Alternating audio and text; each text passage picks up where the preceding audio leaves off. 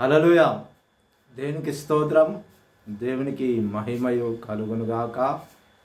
చిన్న ప్రార్థన. స్తోత్రం ప్రభా, పరిశుద్ధ ప్రేమల తండ్రి, నీకే వందనాలు చెల్లిస్తున్నాను. ఈ రాత్రికాల సమయంలో మాతో మా హృదయములతో నువ్వు మాట్లాడండి. ముఖ్యంగా నేను ప్రభా పాట వినబోచుండో, వాక్యం చెప్పబోచుండో, నీ శక్తిని నీ మహిమను కుమ్మరింపు దాయిచ్చమని, నిన్ను వెంబడించే పాత్రగా మమ్మల్ని నిలబెట్టి ఆత్మతో నింపమని యేసుక్రీస్తు నామములో అడుగుచున్నాం తండ్రి, ఆమేన్. హల్లెలూయా. దేవునికి స్తోత్రం, దేవునికి మహిమయు కలుగునుగాక. మరి నా భార్య గ్రేస్ వచ్చి ఒక చక్కటి సాంగ్స్ వాడుతుంది, విందాం.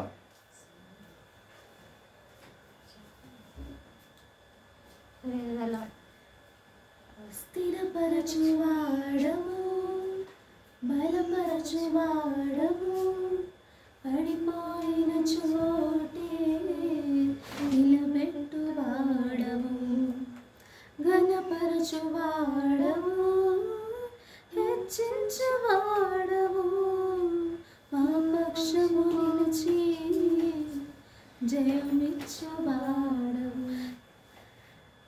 ఏమైనా చేయగలవు కదా, మొత్తం మార్చగలవు, నీ నామముకే మహిమంతా తెచ్చుకుందుము.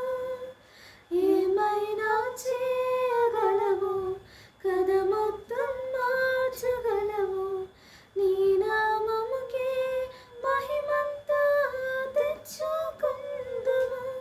యేసయ్యా, యేసయ్యా, నీకే నీకే సాధ్యము. యేసయ్యా, యేసయ్యా, నీకే నీకే సాధ్యము. సర్వకృపానిధి మా పరమ కుమ్మరి, నీ చేతిలోనే మా జీవమున్నది. సర్వకృపానిధి మా పరమ కుమ్మరి, నీ చేతిలోనే మా జీవమున్నది. మా దేవా, నీ ఆలోచనలన్నీ ఎంతో గొప్పవి, మా ఊహకు మించిన కార్యములెన్నో జరిగించుచున్నవి. మా దేవా, నీ ఆలోచనలన్నీ ఎంతో గొప్పవి, మా ఊహకు మించిన కార్యములెన్నో జరిగించుచున్నవి. ఏమైనా చేయగలవు కదా, మొత్తం మార్చగలవు, నీ నామముకే మహిమంతా తెచ్చుకుందుము. యేసయ్యా, యేసయ్యా, నీకే నీకే సాధ్యము. యేసయ్యా, యేసయ్యా, నీకే నీకే సాధ్యము. నీ ఆజ్ఞ లేనిదే ఏమైనా జరుగునా, నీ కంచె దాటగా శత్రువుకు సాధ్యమా. నీ ఆజ్ఞ లేనిదే ఏదైనా జరుగునా, నీ కంచె దాటగా శత్రువుకు సాధ్యమా. మా దేవా, నీవే మా తోడుంటే అంతే చాలును. అపవాది తలచిన కీడులన్నీ మేలైపోను. మా దేవా, నీవే మా తోడుంటే అంతే చాలును. అపవాది తలచిన కీడులన్నీ మేలైపోవును. ఏమైనా చేయగలవు కదా, మొత్తం మార్చగలవు, నీ నామముకే మహిమంతా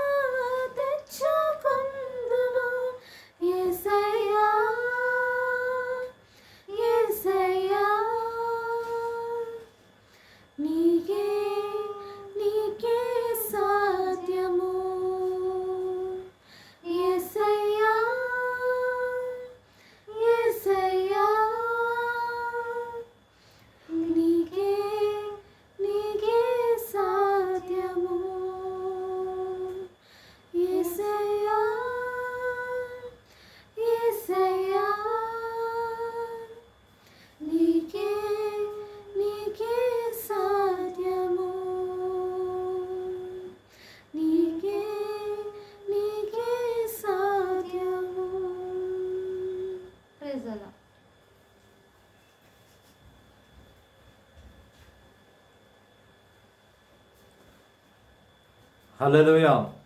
దేవునికి స్తోత్రం, దేవునికి మహిమ కలుగును గాక. చిన్న ప్రార్థన. స్తోత్రం ప్రభా, పరిశుద్ధ ప్రేమల తండ్రి, నీకే స్తుతి స్తోత్రములు చెల్లిస్తున్నాను. ఈ రాత్రికాల సమయంలో మాతో, మా హృదయంలో నీవి, నీ ఆత్మ ద్వారా, నీ బలం ద్వారా, నీ శక్తి ద్వారా నీవే మాట్లాడండి. నా నోటికి నీవే బోరగా ఉండి సాతాను వెతకపోకున్నట్టు మా హృదయంలో భద్రపరచుకునే కృపను, శక్తిని, ఆత్మను అనుగ్రహించమని యేసుక్రీస్తు నామములో అడుగుచున్నాను తండ్రి. ఆమేన్. హల్లెలూయా. దేవునికి స్తోత్రం, దేవునికి మహిమ కలుగును గాక. మరి వాక్యం ఏంటంటే, ఈరోజు వాక్యం ఏంటంటే విశ్వాసం. మత్తయి సువార్త 8వ అధ్యాయము 5వ వచనం నుంచి చదువుతున్నాను. ఆయన కపెర్నహూములో ప్రవేశించినప్పుడు ఒక శతాధిపతి ఆయన వద్దకు వచ్చి, ప్రభువా, నా దాసుడు పక్షవాయుతో మిక్కుల బాధపరిచి ఇంటిలో పడి ఉన్నాడని చెప్పి ఆయనను వేడుకొనేను. హల్లెలూయా. ఇక్కడ వాక్యం ఏమని సెలవిస్తుందంటే, ఆయన కపెర్నహూములోకి ప్రవేశించినప్పుడు ఒక శతాధిపతి ఎవరి దగ్గరకు వచ్చిందంట? యేసయ్య దగ్గరికి వచ్చాడు. తన బాధ అంతా చెప్పుకుంటూ ఉన్నాడు. తన దాసుని బాధ అంతా చెప్పుకుంటూ ఉన్నాడు. మరి మన బాధలు కూడా ఎవరు చెప్పుకోవాలంటే యేసయ్య చెప్పుకోవాలి. ఈ రోజులలో బాధలని దేవునికి చెప్పుకోలేకపోతూ ఉన్నారు, హృదయంలో దాచుకుంటూ ఉన్నారు. కానీ ఇక్కడ ఏం చేస్తూ ఉన్నాడంటే, శతాధిపతి యేసయ్య దగ్గరికి వెళ్ళి ఏం చేస్తూ ఉన్నాడు? యేసయ్యను వేడుకుంటూ ఉన్నాడు, తన బాధ అంతా చెప్పుకుంటూ ఉన్నాడు. ఇక్కడ 6వ వచనం ఏమంటుండంటే, ప్రభువా, నా దాసుడు పక్షవాయుతో మిక్కుల బాధపరిచి ఇంటిలో పడి ఉన్నాడని చెప్పి ఆయన వేడుకుంటుండు. నా దాసుడు బాగలేడు, పక్షవాయుతో బాధపడుతూ ఉన్నాడు, మిక్కుల బాధపడుతూ ఉన్నాడు. ఎన్నో హాస్పిటల్ తిరిగినా కూడా ఆయన నయం అయితే లేదు. నువ్వు అనేకులను స్వస్థపరుస్తూ ఉన్నావు, అనేకులను బాగు చేస్తూ ఉన్నావు. మా గుడ్డి వారిని చనిపోయిన వారిని సహితము నువ్వు తిరిగి లేపుతూ ఉన్నావు. నీలో శక్తి ఉన్నది, నీలో మహిమ ఉన్నది, నీలో ఆశ్చర్య కార్యాలు నేను చూస్తూ ఉన్నా, తెలుసుకుంటా ఉన్నా అని యేసయ్య దగ్గరికి వెళ్ళి వేడుకుంటా ఉన్నాడు. మరి ఈ రోజులో మనం ఏం చేయాలంటే, దేవుని దగ్గరికి వెళ్ళాలి. ఎట్లా వెళ్ళాలి? మోకాలు వంచి ప్రార్థన చేసి, దేవా అని నువ్వు ఎప్పుడైతే మొర పెడతావో, ఆయన వేడుకుంటావో, ఆయనే, ఆ యేసయ్య నీ మీద దృష్టి పెడతా ఉంటాడు, నీ మీద ఆలోచన కలిగి ఆయన ఉంటాడు. కానీ ఆయన వేడుకోవాలి. ఏమని వేడుకోవాలి? ప్రభువా అని ఆయన దగ్గర వేడుకోవాలి. ఈ రోజులలో యేసయ్యను కూడా వేడుకోకుండా నాకు ఇస్తావా అయ్యావా, నాకు ఇస్తావా అయ్యావా, ఈ ఆశ్చర్య కార్యం నా పట్ల జరిగించవా అని వేడుకోకుండా యేసయ్యని విసిగిస్తూ ఉన్నారు చాలామంది. కొందరు మాత్రమే దేవుని వేడుకుంటూ ఉన్నారు. ఇక్కడ ఏమంటా ఉన్నాడంటే, ప్రభా, నా దాసుడు పక్షవాయుతో మిగిలిన బాధపడి ఇంటిలో పడి ఉన్నాడని చెప్పి ఆయన వేడుకొనేను. నా దాసుడు పక్షవాయుతో ఇంట్లో పడి ఉన్నాడు, అతను నడవలేకపోతూ ఉన్నాడు, అతడు నడవలేకపోతూ ఉన్నాడు, ఇంటిలో పడి ఉన్నాడు, అతను వందుకు నేను వచ్చి నేను వేడుకుంటూ ఉన్నానని యేసయ్యకు చెప్తా ఉన్నాడు. 7వ వచనంలో ఏమంటున్నాడంటే, యేసు నేను వచ్చి వాని స్వస్థపరచదని అతనితో చెప్పగా, యేసయ్య రెడీగా ఉన్నాడు. నేను వస్తా, అతని దగ్గరకు వస్తా, వాని స్వస్థపరుస్తా అని చెప్తా ఉన్నాడు శతాధిపతితో. నీ దాసుని స్వస్థపరుస్తానన్నాడు. కానీ ఈ శతాధిపతి యేసయ్యను రానియలే, యేసయ్యను తన దాసుని దగ్గరికి రానియలే. అంటే యేసయ్యలో మాటలో శక్తి ఉన్నది, యేసయ్య మాటలో శక్తి ఉన్నదని గ్రహించాడు. ఎవరు గ్రహించారంటే శతాధిపతి గ్రహించాడు. ఈ రోజులో మనం గ్రహిస్తున్నామా?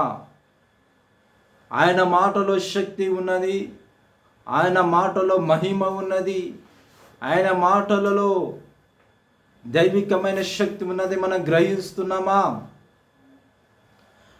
ఆయన మాట ఇస్తే తప్పిపోయే దేవుడు కాదు ఆయన. మనుషులు తప్పిపోతూ ఉంటారేమో, మాట ఇచ్చి తప్పిపోతూ ఉంటారేమో, కానీ యేసయ్య మాత్రము మాట ఇచ్చి తప్పే దేవుడు కాదు. ఆయన నెరవేర్చుకునే దేవుడు. ఇశ్రాయేలు ప్రజల్ని ఐగుప్తు దేశాన్ని, కనాను దేశానికి నడిపిస్తానని మోషేతో అన్నాడు. తన మాట నెరవేర్చుకున్నాడు. మాట ఇచ్చి నెరవేర్చే దేవుడు కానీ తప్పే దేవుడు కాదు. ఆయన మాట నిలబెట్టుకునే దేవుడు. అందుకే మనుషులు మాట ఇస్తారు, రేపటి వరకు మర్చిపోతారు. కానీ దేవుడు మాత్రం ఎన్నేళ్ళైనా ఎన్ని సంవత్సరాలైనా తన మాటను నిలబెట్టుకునే దేవుడు. ఇక్కడ ఏమంటూ ఉన్నాడంటే 7వ వచనంలో, యేసు నేను వచ్చి మన స్వస్థపరచని అతనితో చెప్పగా ఆ శతాధిపతి, ప్రభువా నీవు నా ఇంటిలోకి వచ్చుటకు నేను పాత్రుడను కాను.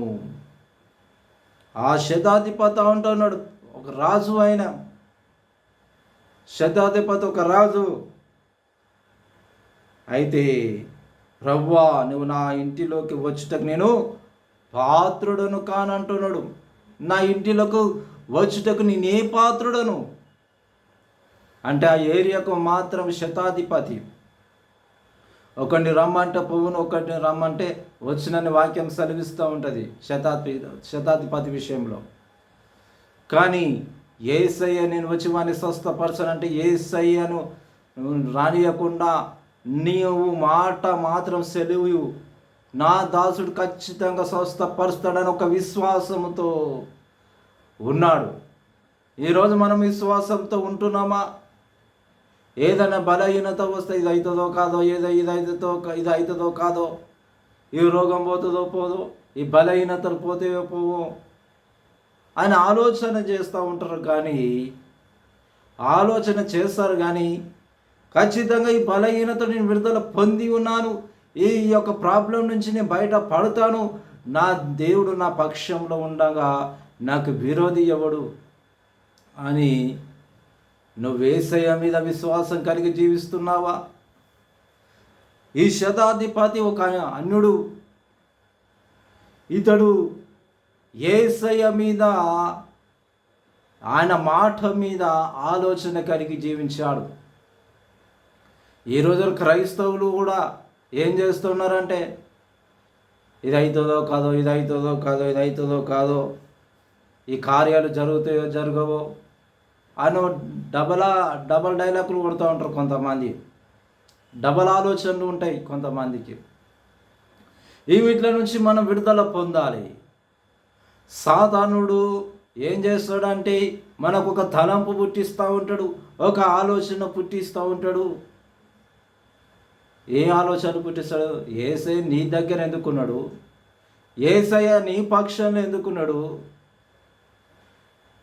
ఆ దేవుడు నీ పక్షంలో అసలే లేడు, నీ పక్షంలో అసలే లేడు. నువ్వు యేసయ్యను ఎందుకు నమ్ముకుంటావు? ఎందుకు స్తుతిస్తావు? ఎందుకు యేసయ్యను మహిమపరుస్తావు? అతను యేసయ్యను వదిలేసేయి అని సాతానుడు ప్రేరేపిస్తూ ఉంటాడు మనల్ని. ఎన్ని ప్రేరేపణలు ఇచ్చినా మనం యేసయ్యను మాత్రము వదలడానికి వీలేదు. ఇక్కడ అంటూ ఉన్నాడు, అప్పుడు నా దాసుడు స్వస్థపరచబడును. నీవు మాట మాత్రం సెలవేమో, నా దాసుడు స్వస్థపరచబడతాడని. అంటే మాటలలో శక్తి ఉన్నదని గ్రహించాడు ఈ యొక్క శతాధిపతి. యేసయ్య ఎక్కడున్నా కూడా,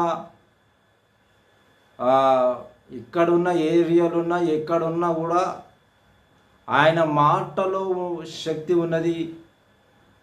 ఖచ్చితంగా ప్రతి రోగాలు కానీ, ప్రతి వ్యాధులు కానీ, ప్రతి ప్రాబ్లం కానీ పోతాయి యేసునామములో. ఎందుకంటే ఆయన మాటలో శక్తి ఉన్నది. అందుకని మనం ఏం చేయాలంటే విశ్వాసం కలిగి జీవించాలి. ఏం చేయాలి? మనము విశ్వాసం కలిగి జీవించాలి. ఈ రోజుల విశ్వాసాన్ని కోల్పోతూ ఉన్నారు, అవిశ్వాసాన్ని తెచ్చుకుంటున్నారు.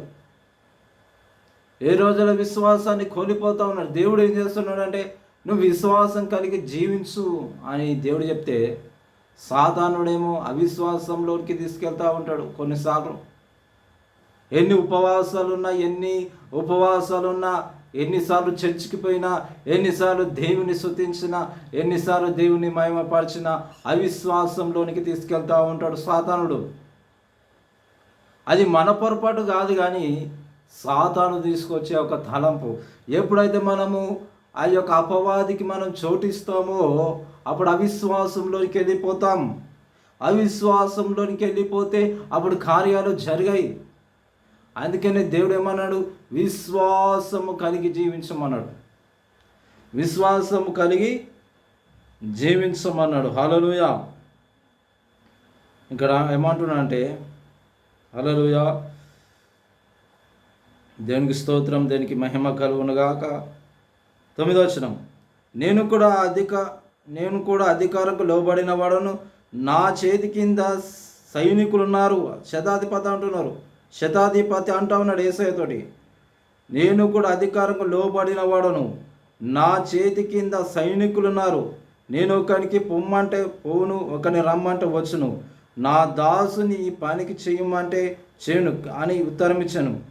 యేసు ఈ మాటకు విని ఆశ్చర్యపడి వెంటనే వచ్చుచున్న వారిని చూసి, ఇశ్రాయేలులోనైనా నేను ఇంత విశ్వాసం చూడలేదని నిశ్చయంగా మీతో చెప్తున్నాను. విశ్వాసం కలిగి ఖచ్చితంగా మనకు ఉండాలి. విశ్వాసం కలిగి మనం ఉండాలి. ఒకరిని పొమ్మంటే పోనంటే, ఒకరిని రమ్మంటే వచ్చును. ఈ ఆశ్చర్య కార్యము యేసయ్య విని ఏం చేస్తూ ఉన్నాడు? అలా తన దాసుని స్వస్థపరిచాడు. ఇక్కడ 13వ వచనం, అంతటా యేసు ఇంకను వెళ్ళుము, నువ్వు విశ్వసించిన పరక నీకు అవునుగాక శతాధిపతితో చెప్పెను. ఆ గడిలో అతడు దాసుడు స్వస్థ నొందెను. హల్లెలూయా. అంతటా యేసు ఇంకా వెళ్ళుము, నీవు విశ్వసించిన ప్రకారం అవునుగాక. నువ్వు విశ్వాసించిన ప్రకారం. మన విశ్వాసం కలిగి ఉంటేనే కార్యాలు జరుగుతాయి. ఈ యొక్క శతాధిపతి విశ్వాసాన్ని చూశాడు. మార్కు సువార్తలో కూడా 2వ అధ్యాయములో కూడా చూసినప్పుడు ఆ యొక్క నలుగురు విశ్వాసాన్ని చూశాడు దేవుడు. ఆ యేసయ్య ఆ పక్షవాయుని విశ్వాసాన్ని చూశాడు. విశ్వాసము ద్వారానే కార్యాలు జరుగుతాయి. విశ్వాసం లేకపోతే కార్యాలు జరిగాయి. విశ్వాసం ఖచ్చితంగా కలిగి మనము జీవించాలి. హల్లెలూయా.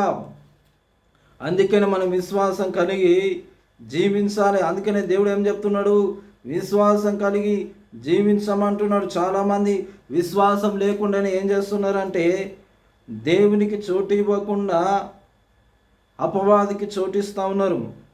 మత్తయి సువార్త 15వ అధ్యాయము 28వ వచనం. హల్లెలూయా. 15వ అధ్యాయము 28వ వచనం. ఇక్కడ ఏమంటుండంటే, అందుకు యేసు, అమ్మా నీ విశ్వాసం గొప్పది, నువ్వు కోరినట్లు నీకు అవునుగా కానీ ఆమెతో చెప్పాను. ఆ గడియలోనే ఆమె కుమార్తె స్వస్థ నొందెను. హల్లెలూయా. హల్లెలూయా. ఇక్కడ ఏమనుందంటే, ఒక అమ్మ ఉంది, వాళ్ళ కుమార్తెకు ఏమైందంటే దయ్యం బట్టి ఉన్నది. దయ్యం బట్టి ఉన్నప్పుడు ఇక్కడ యేసయ్యతో మాట్లాడుతూ ఉన్నది.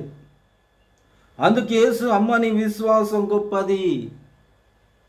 విశ్వాసము చూశాడు ఈ యొక్క అమ్మ విషయంలో. అంటే పేరు రాయబడాలి, కానీ ఒక స్త్రీ, ఒక అమ్మ, ఆమె విశ్వాసాన్ని చూశాడు.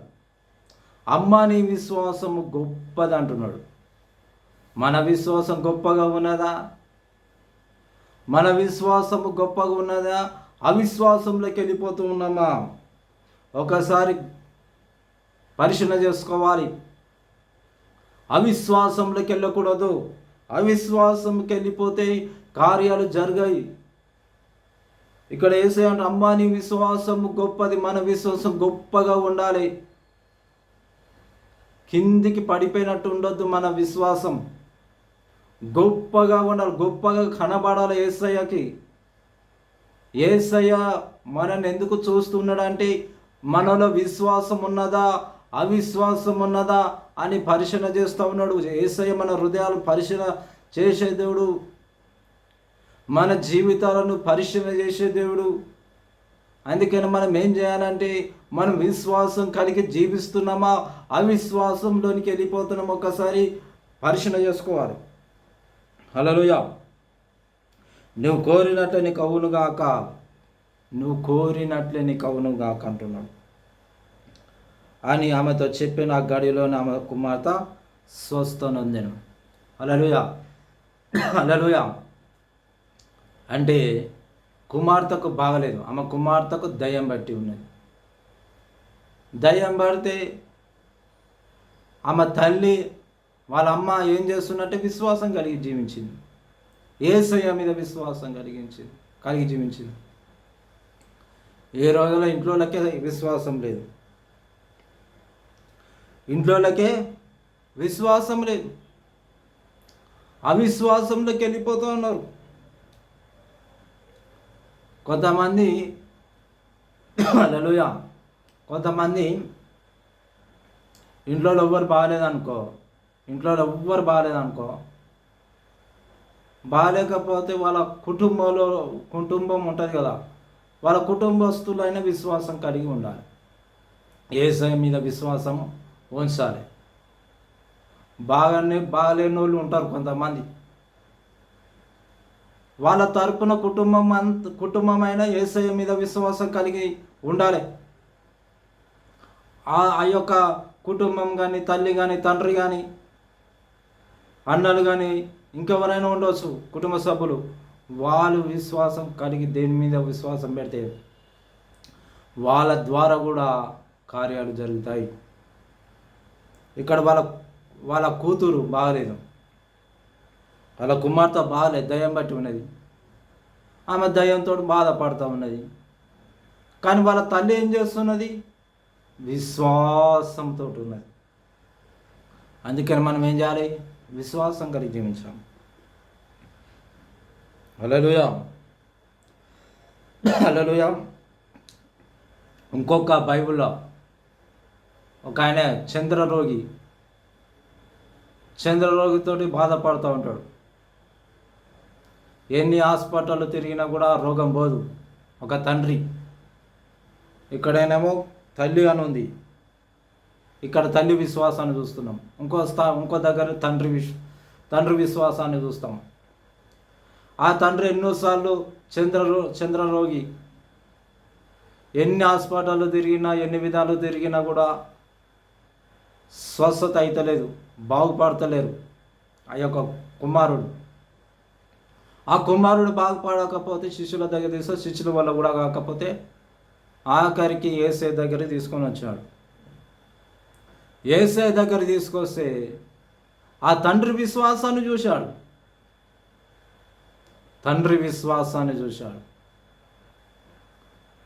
విశ్వాసం మనకుందా? శతాధిపతి ఏం చేసిండటే విశ్వాసం కలిగి ఉన్నాడు యేసయ్య మీద. ఇక్కడ రెండోది చూసుకున్నప్పుడు అక్కడ కూడా ఒక అమ్మ ఏం చేస్తున్నదంటే తన కుమార్తె విషయంలో విశ్వాసం కలిగి ఉన్నది. మూడో పాయింట్, తండ్రి ఏం చేస్తున్నాడంటే యేసయ్య మీద విశ్వాసం కలిగి, తన కుమారుడు బాగాలేకపోతే మనం విశ్వాసం కలిగి జీవిస్తున్నామా? అసలు మనలో విశ్వాసం ఉందా? ఒక్కసారి జ్ఞాపకం చేసుకోవాలి, మన విశ్వాసం ఎటుపోతుంది. మనము ఎప్పుడైతే విశ్వాసం కలిగి దేవుని మీద ఆధారపడి జీవించే టైంలోనే సాతాను గాడు ఏం చేస్తాడంటే మన విశ్వాసాన్ని లేకుండా చేసేస్తున్నాడు, అవిశ్వాసాన్ని తీసుకొస్తున్నాడు. ప్రార్థన చేయబుద్ధి కాదు, ఆ టైంలో దేవుని స్తుతించబుద్ధి కాదు, దేవుని ఆరాధించబుద్ధి కాదు, ఆయన మహిమపరచబుద్ధి కాదు. కార్యాలు జరిగే టైంలోని ఏమవుతుంది, సాతానుడు చెడగొట్టేస్తాడు మన తలంపులు. స్టార్టింగ్లోనేమో మన విశ్వాసం బలంగా ఉంటుంది, దేవుని దగ్గరకు దేవుని దగ్గర వచ్చే జవాబు మనం పొందుకున్న టైంలోనే సాతానుడు చెడగొట్టేస్తాడు. స్టార్టింగ్లో విశ్వాసం బాగానే ఉంటుంది, దేవుని దగ్గర నుంచి మనం జవాబు పొందుకునే టైంలోనే సాతానుడు ఏం చేస్తాడు, చెడగొట్టేస్తాడు మన తలంపులను. అప్పుడు విశ్వాసం ఉండదు, అవిశ్వాసంలోకి వెళ్ళిపోతాం. మరి దానియేలు, బైబిల్ ఉన్న దానియేలు చూసుకున్నప్పుడు 21 రోజు ఉపవాసం ఉన్నాడు. ఉండి ఉండి ఉండి లాస్ట్కి 21 రోజు అయిపోయినాక జవాబు పొందుకున్నాడు. ఎందుకు కారణం ఏంటంటే కొన్నిసార్లు మనం ఉపవాసం ఉన్నా కూడా వెంటనే జవాబులు రాకపోవచ్చు. కొంతమంది ఇప్పుడే ఈ టైంలోనే ఏం చేస్తారు తెలుసా, ఉపవాసాలు ఉంటారు. ఇప్పుడే నాకు స్పాట్లుగా జవాబు రావాలి, ప్రార్థనకి జవాబు రావాలని ప్రార్థన చేస్తూ ఉంటారు కొంతమంది. 5 నిమిషాలకే జవాబు రావాలి, 10 నిమిషాలకే జవాబు రావాలి, గంటకే జవాబు రావాలి, రేపు పొద్దుగాల వరకు జవాబు రావాలి ప్రార్థనకు. నువ్వు అనుకుంటే జవాబు రాదు, దేవుడు అనుకోవాలి, తన మనసులో అనుకోవాలి జవాబు ఇవ్వాలని.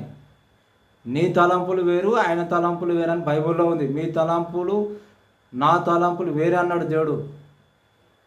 నాకు ఇప్పుడే రావాలి జవాబు, రేపు పొద్దుగాల వారికే జవాబు, ఓ సంవత్సరానికే జవాబు రావాలి, ఇట్లా నువ్వు అనుకోవద్దు. దేవుడు అనుకోవాలి అంటే నువ్వు ఎదురు చూడాలి, ఆయన వేడుకోవాలి, ఆయన జవాబు కొరకు నువ్వు ఎదురు చూడాలి. నువ్వు జవాబు కొరకు ఎదురు చూడవు, ఏం చూడవు. ఇక ఆశీర్వాదాలు కావాలి, దీవెనలు కావాలి, ఆశీర్వాదాలు కావాలంటే దేవుడు ఏడికెళ్ళిస్తాడు. ఆయన ఇవ్వడానికి సమర్థుడే, ఇవ్వడానికి ఆయన సమర్థుడే, కానీ నువ్వు ఎదురు చూస్తలేవు, ఆయన కొరకు ఎదురు చూస్తలేవు. ఈ రోజుల్లో చాలామంది ఏం చేస్తున్నారు, దీవెనలు, ఆశీర్వాదాలు, వరాలను ఎక్కువ ప్రేమిస్తున్నారు, కానీ యేసయ్యను ప్రేమించేటోళ్ళు తక్కువైపోతున్నారు, యేసయ్యను స్తుతించేవారు తక్కువైపోతూ ఉన్నారు. ఆయన మీద విశ్వాసం కలిగి జీవించలేరు కొంతమంది. హల్లెలూయా. అందుకని మనం ఏం చేయాలి, విశ్వాసం కలిగి జీవించడం మొదలు పెట్టాలి. మరి పేతురు కూడా యేసయ్య సముద్రంకి నడుచుకుంటూ వచ్చే టైంలో ఆయన భూతం అన్నారు, అవిశ్వాసంలోకి వెళ్ళిపోయారు. నేనే అనే యేసయ్య ఎన్నిసార్లు చెప్పినా కూడా వారు వినలే. ఆఖరికి అవిశ్వాసంలోకి వెళ్ళిపోయాడు పేతురు. వెళ్ళిపోయిన వెంటనే ఆ సముద్రంలో మునిగిపోయాడు పేతురు. తన హస్తం చాపి పేతురు లేపాడు. హల్లెలూయా. అవిశ్వాసంలోకి వెళ్ళిపోతే యేసయ్య మన చెయ్యి పట్టి మీదికి లేపేవాడు. నువ్వు చెడిపోతూ ఉంటే, ఈ లోకంలో నలిగిపోతూ ఉంటే, అపవాది చేతులు నలిగిపోతూ ఉంటే, ఆశీర్వాదాలు లేకుండా నువ్వు నలిగిపోతూ ఉంటే యేసయ్య చూసే దేవుడు కాదు. హల్లెలూయా. ఇక్కడ బైబిల్ సెలవిస్తూ ఉన్నది, ఒక శతాధిపతి కానీ చూసుకున్నప్పుడు, ఒక తల్లి విశ్వాసం కానీ, ఒక తండ్రి విశ్వాసం కానీ, వాళ్ళ విశ్వాసము బహుబలమైనది. శతాధిపతి కావచ్చు, తల్లి విశ్వాసం, తండ్రి విశ్వాసం కావచ్చు, వాళ్ళ విశ్వాసం ఎటువంటిది, బహుబలమైనది. మన విశ్వాసం ఎక్కడికి పోతుంది, మన విశ్వాసం ఎక్కడ పోతుంది? ఆదివారం నాడు వాక్యం వింటాం, విశ్వాసం కలిగి జీవిస్తాం. సోమవారం నుంచి శనివారం దాకా ఎక్కడికి వెళ్ళిపోతుంది ఇక విశ్వాసం ఎక్కడికో పోతుంది ఇక దారికి దారిలో కనపడదు ఇక అది కంటికి కనపడదు, చెవుకి కనపడదు మన విశ్వాసం ఇక అంత దూరం వెళ్ళిపోతాం మన విశ్వాసం. మన విశ్వాసాన్ని ఏం చేసుకోవాలి? మన దగ్గర పెట్టుకోవాలి. మన విశ్వాసాన్ని మన దగ్గర పెట్టుకొని ఆ విశ్వాసముతోటి దేన్ని వేడుకోవాలి. మన విశ్వాసం ఎక్కడ పోతుందో ఒక్కసారి జ్ఞాపకం చేసుకో. మన విశ్వాసం గట్టిగా ఉంటేనే దేవుడు జవాబు ఇవ్వడానికి రెడీగా ఉంటాడు. విశ్వాసం ఎక్కడికో పోయింది అనుకో, విశ్వాసము అవిశ్వాసంలోకి వెళ్ళిపోతే జవాబులు రావు. అందుకని మనం ఏం చేయాలి? దేవుని వైపు చూడాలి, దేవుని అడుగు జాడలో నడవాలి, ఆయనకు మాదిరిగా జీవించాలి, ఆయనకు ప్రార్థన చేయాలి.